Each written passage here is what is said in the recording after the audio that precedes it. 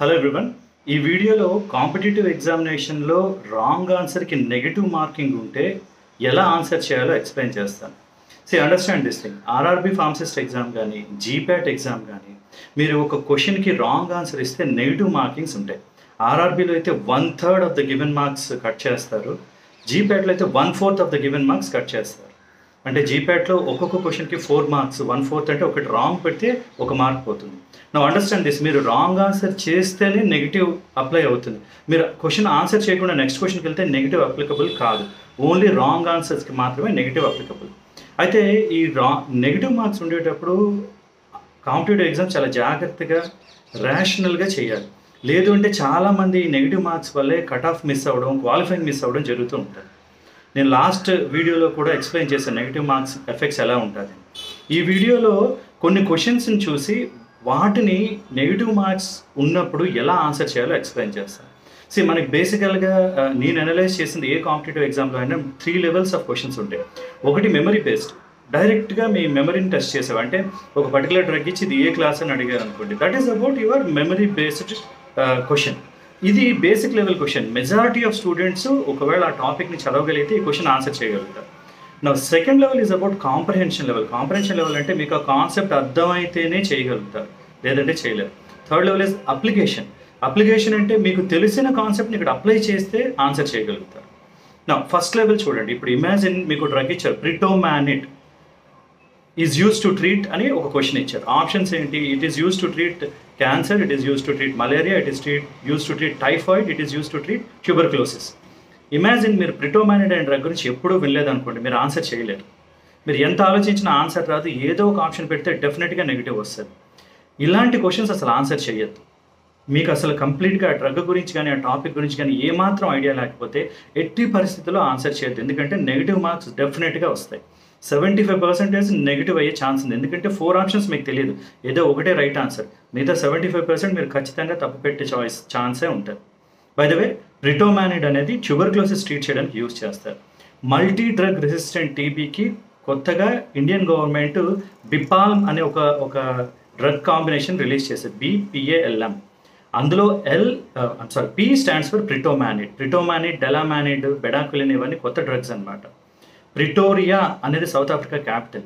అక్కడ సౌత్ ఆఫ్రికాలో TB alliance institute అనే ఒక ఇన్స్టిట్యూట్లో రీసెర్చ్ చేయడం వల్ల ఈ డ్రగ్ వచ్చింది కాబట్టి ఆ కంట్రీ క్యాపిటల్ వచ్చేటట్టు ప్రిటోమానిడ్ అనేది కెమికల్ గ్రూప్కి సంబంధించింది. అలా పేరు పెట్టారు ప్రిటోమానిడ్.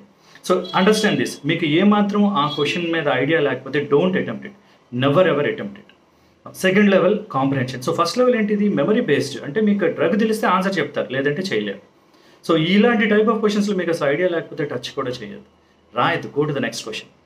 Second level is comprehension question. Comprehension అంటే మనం చదివిన టాపిక్ని అర్థం చేసుకునే దాన్ని బట్టి ఆన్సర్ చేయగలిగే క్వశ్చన్స్ ఉంటాయి.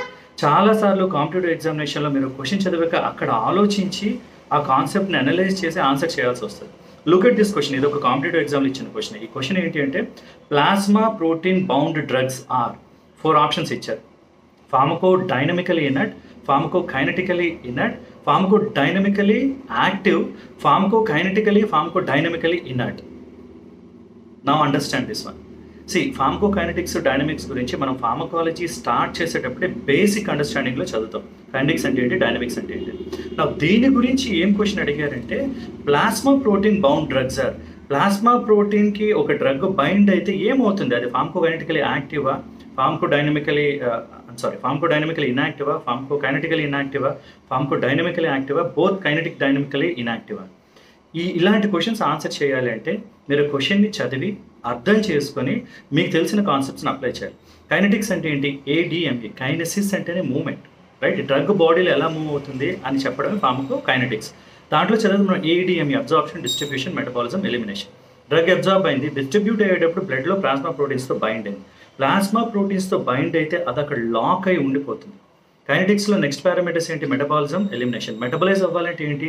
లివర్లోకి వెళ్ళాలి. ఇది ఒకవేళ ప్లాస్మా ప్రోటీన్ బైండ్ అయితే అది ఆ కంపార్ట్మెంట్ నుంచి బయటికి వెళ్ళలేదు, because it is bound. Free drug అయితేనే అక్కడ నుంచి మళ్ళీ లివర్లోకి వెళ్ళి మెటబలైజ్ అయ్యి కిడ్నీలోకి వెళ్ళి ఎక్స్క్రీట్ అవుతుంది. కైనెటిక్స్లో ఏంటి? బ్లాక్ అయిపోయింది. ఫార్మకోకైనెటికలీ ఇనర్ట్. ఫార్మకోడైనమిక్స్ రండి. ఫార్మకోడైనమిక్స్ అంటే ఏంటి? ఆ డ్రగ్ వెళ్ళి రిసెప్టార్తో బైండ్ అయ్యి యాక్షన్ చూపించాలి. ఎప్పుడు రిసెప్టార్తో బైండ్ అయ్యే యాక్షన్ చూపిస్తుంది? ఆ డ్రగ్ ఫ్రీగా ఉండేటప్పుడు. ప్లాస్మా ప్రోటీన్తో బైండ్ అయితే ఆ కాంప్లెక్స్ ఏం చేయలేదు. మనం టెట్రాసైక్లిన్స్ మిల్క్ ప్రొడక్ట్స్ ఎందుకు తీసుకోకూడదు? టెట్రాసైక్లిన్ అనే డ్రగ్ కాల్షియం అనే మాలిక్యూల్తో కాంప్లెక్స్ ఫామ్ అయిపోయి బ్లాక్ అయిపోతుంది, అబ్జర్వ్ అవ్వదు, యాక్షన్ ఉండదు. సిమిలర్లీ ఇక్కడ కూడా ప్లాస్మా ప్రోటీన్తో బైండ్ అయితే మెటబాలిజం ఉండదు, ఎక్స్క్రీషన్ ఉండదు, యాక్షన్ కూడా చూపించలేదు. అంటే ఏంటి?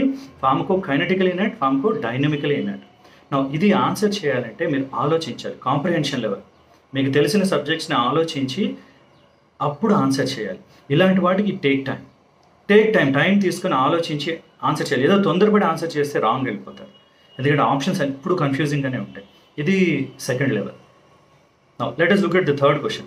See, karyokinesis is the division of. Options ఏమి ఇచ్చారు? Cytoplasm, nucleus, cell wall, పోలన్ grains. Now imagine మీరు క్యారియోకైనసిస్ అనే వర్డ్ అసలు వినలేదు, మీరు చదువుకున్న టాపిక్స్లో ఎప్పుడూ వినలేదు. నౌ ఇది అప్లికేషన్ బేస్డ్ క్వశ్చన్ అవుతుంది.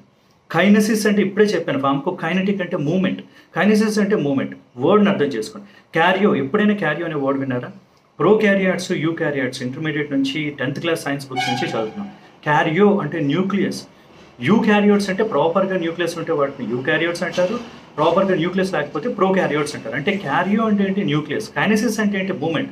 అంటే న్యూక్లియస్ మూవ్ అవ్వడం, అంటే ఇలా ఉన్న న్యూక్లియస్ బ్రేక్ అవ్వడం, డివిజన్ అవ్వడం క్యారియో కైనసిస్. ఎప్పుడు మీరు ఆ టర్మ్ వినకపోయినా మీకున్న సబ్జెక్ట్ నాలెడ్జ్ని అప్లై చేస్తే వచ్చే క్వశ్చన్ ఇది. So majority students comprehension application క్వశ్చన్స్లోనే పొరపాట్లు చేసి నెగిటివ్ మార్కింగ్ చేస్తారు. సో నేను చెప్పే స్ట్రాటజీ ఇది. మీకు అసలు ఆ టర్మ్ గురించి కానీ, వర్డ్ గురించి కానీ, డ్రగ్ గురించి కానీ ఐడియా లేకపోతే అసలు ఆన్సర్ చేయొద్దు. కాంప్రిహెన్షన్ అప్లికేషన్ లెవెల్ క్వశ్చన్ మీకున్న బ్యాక్గ్రౌండ్ నాలెడ్జ్ బట్టి ఐడియా ఉంటే ఆన్సర్ చేయాలి, ఆలోచించి చేయాలి. అసలు మీకు ఐడియా లేకపోతే టచ్ కూడా చేయొద్దు. సో నెగిటివ్ మార్కింగ్స్ ఎలా డీల్ చేయాలంటే, no idea, don't touch it, just move to the next question. కొన్ని ఆలోచిస్తే వస్తాయంటే పుట్ యువర్ ఎఫర్ట్స్. మీకు తెలిసిన బేసిక్ అండర్స్టాండింగ్ని అప్లై చేస్తే ఆన్సర్ వస్తుందంటే take your time and answer. కానీ క్లియర్గా క్వశ్చన్ చదవండి, క్లియర్గా ఆప్షన్స్ చదవాలి. స్ట్రెస్ లేకుండా ఉంటేనే బ్రెయిన్ ప్రాపర్గా వర్క్ చేస్తుంది. స్ట్రెస్ అయితే తెలుసు కదా, ఎడ్రినలిన్ కార్టెక్స్ రెస్పాన్స్. ఎడ్రినలిన్ వల్ల too much of glucose release అవుతుంది. Too much of glucose release అయితే too much of ATP energy వచ్చి బ్రెయిన్ ప్రాపర్గా థింక్ చేయలేదు. You will be in hyper excited state. చిన్నపిల్లలకు ఉంటుంది ADHD, attention deficit hyper activity. Hyper activity ఎందుకు వస్తుంది? Too much of adrenaline rush. కానీ దానివల్ల ఏంటి వచ్చేది ప్రాబ్లం? Attention deficit. మనందరికీ వస్తుంది. కాంపిటేటివ్ ఎగ్జామ్స్ చేసేటప్పుడు విల్ బి అండర్ ADHD. ఆ హైపర్ యాక్టివిటీ వల్ల, అంటే హై ఎడ్రినలిన్ రష్ వల్ల అటెన్షన్ ఉండదు. కంట్రోల్ చేసుకోవాలి. Take deep breaths. ఏమవుతుంది డీప్ బ్రెత్స్ వల్ల? పారాసింపాథిక్ సిస్టమ్ యాక్టివేట్ అవుతుంది. పారాసింపాథిక్ సిస్టమ్ ఏం చేస్తుంది? సింపాథిక్ ఆపోజిట్గా యాక్ట్ చేస్తుంది. హార్ట్ రేట్ తగ్గించేస్తుంది, గ్లూకోజ్ లెవెల్ తగ్గించేస్తుంది, ATP తగ్గిస్తుంది. You will be calm down. అప్పుడు క్లియర్గా ఆలోచిస్తాం. అందుకే మీకు టూ మచ్ స్ట్రెస్ఫుల్గా అనిపిస్తే take deep breaths, to the exam. నేను మళ్ళీ చెప్తాను, ఎగ్జామ్స్కి మీరు చదివిన ప్రిపరేషన్ ఎంత చదివారు అనే దానికంటే మీరు ఎలా స్ట్రెస్ని హ్యాండిల్ చేస్తున్నారో, ఆ 90 minutes ఎంత కాన్సన్ట్రేట్ చేస్తున్నారు అనేది important. I hope this is useful. All the best.